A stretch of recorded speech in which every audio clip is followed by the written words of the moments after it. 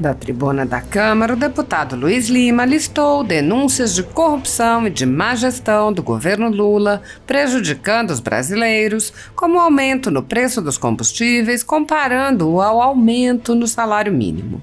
Ele disse: amanhã, quarta-feira, o brasileiro dono de um carro 1.0 vai ter que desembolsar mais R$ 37 para encher o tanque do seu carro. É isso mesmo, é o dobro do que foi oferecido pelo governo de aumento do salário mínimo. O deputado prosseguiu. Ontem, o presidente Lula se reuniu com Fernando Haddad, ministro da Fazenda, com Jean Paul Prates, comunista, ex-senador e agora presidente da Petrobras, e com Rui Costa, ministro-chefe da Casa Civil, comunista, ex-governador da Bahia, que acabou com a Bahia. Eles resolveram tirar 29 bilhões de reais do povo brasileiro para financiar gasoduto na Argentina, para financiar projetos sociais, entre aspas, para financiar a estrada do ministro das Telecomunicações que leva a sua fazenda, para financiar a viagem do jatinho para ver leilão de cavalo em São Paulo no final de semana, para financiar o enxoval do neném da Cláudia Raia, que recebeu 5 milhões. Então você, taxista, motorista de aplicativo, brasileiro que tem uma CG 125 ou uma Honda Bis, vocês amanhã vão pagar R$ 37 a mais para encher o tanque.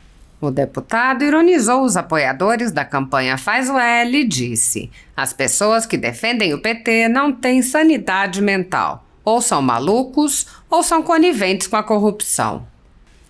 A ditadura da toga segue firme. O Brasil tem hoje presos políticos e jornais, parlamentares e influenciadores censurados.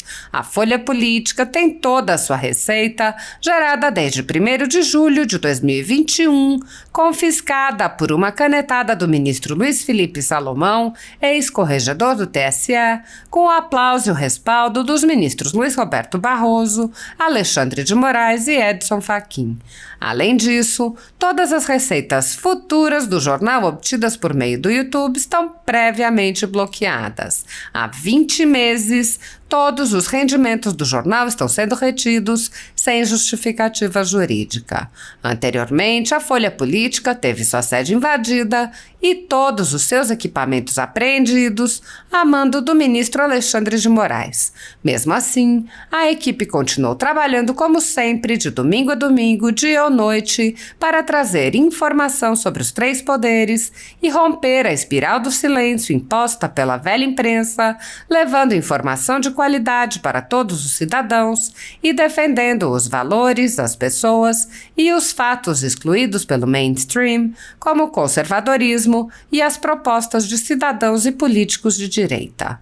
Se você apoia o trabalho da Folha Política e pode ajudar a evitar que o jornal seja fechado, pela ausência de recursos para manter sua estrutura, cumprir seus compromissos financeiros e pagar seus colaboradores, doe à empresa Raposo Fernandes por meio do Pix, cujo QR Code está visível na tela, ou por meio do código ajude@folhapolitica.org. Caso não utilize Pix, há a opção de transferência bancária para a conta da empresa Raposo Fernandes, disponível na descrição deste vídeo e no comentário fixado no topo. A Folha Política atua quebrando barreiras do monopólio da informação há 10 anos e, com sua ajuda, poderá se manter firme e continuar a exercer o seu trabalho. Pix ajude@folhapolitica.org. Assista! Obrigado, presidente Gilberto, uma honra ter a sessão presidida pelo senhor. Presidente Gilberto, amanhã, quarta-feira, um brasileiro dono de um carro 1.0 vai ter que desembolsar mais R$ 37 para encher o tanque do seu carro. É isso mesmo, é o dobro do que foi oferecido pelo governo de aumento em relação ao salário mínimo. R$ 37. A Associação Brasileira de Postos de Gasolina calcula que o aumento da gasolina vai ser de 68 centavos por litro.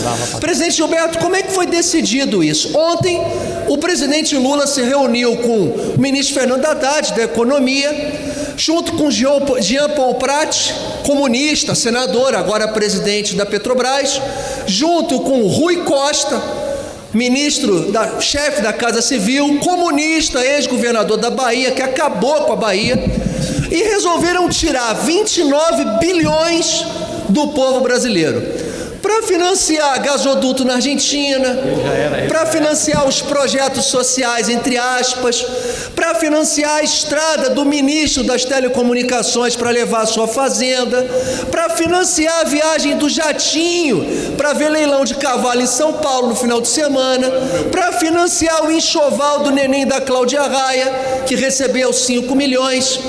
Então você, taxista, motorista de aplicativo, brasileiro que tem uma CG 125, uma Honda Bis, vocês amanhã vão pagar R$ 37,00 a mais para encher o tanque. E eu queria falar o seguinte para a Rede Globo: em 2022, eu lembro bem, teve uma reportagem no G1 dizendo o efeito cascata como consequência do aumento dos combustíveis.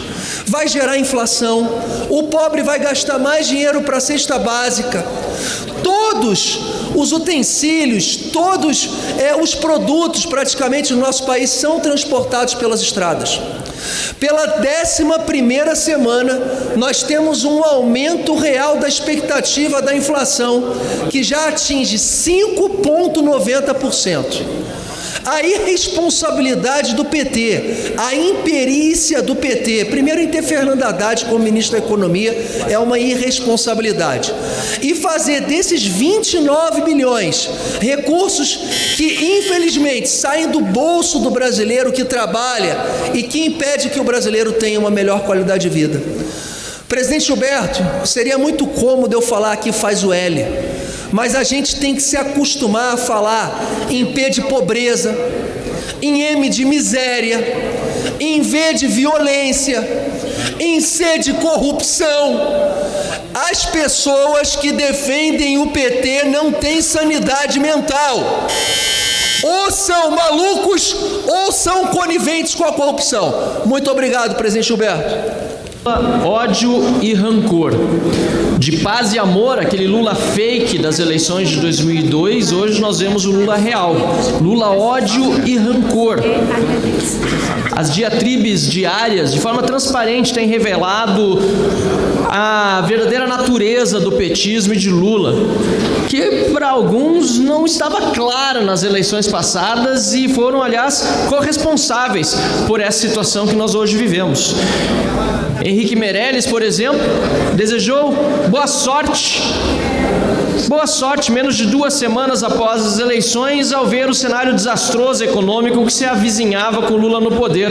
Armínio Fraga, um mês depois, também semanas antes do Lula assumir, admitiu que votou no Lula, mas disse: agora eu estou com medo, o cenário é preocupante. Claro, porque o contexto é completamente outro daquele de 2002. Lula, até chegar ao poder em 2002, tinha perdido várias eleições justamente por ser um esquerdista radical. Por Duda Mendonça recebeu um banho de loja, barba feita, terno Armani. Fez o que precisava para chegar ao poder por meio do marketing, venceu as eleições de 2002, gostou da estratégia e manteve o Lula moderado no governo. Foi ali, naqueles anos de 2003, 2004, que surgiu o PSOL, da costela radical do PT. O PT foi deixando os radicais de lado e foi fazendo o governo com o centrão. Foi fazendo o seu paz e amor, dando crédito para muita gente graúda, amigo do rei, que depois, no impeachment de Dilma, se aliou para derrubá-la e foi, portanto, chamado por golpistas pelo PT. E na época da prisão do Lula, achou tudo maravilhoso, apesar de ter ganhado muita grana antes, inclusive muitos banqueiros. Mas quem estava diante da carceragem da Polícia Federal lá em Curitiba, Sargento Faur? Não era Armínio Fraga nem Henrique Meirelles. Eram justamente os mais radicais, principalmente do PT, do PSOL, essa turma toda que ficou lá dando apoio.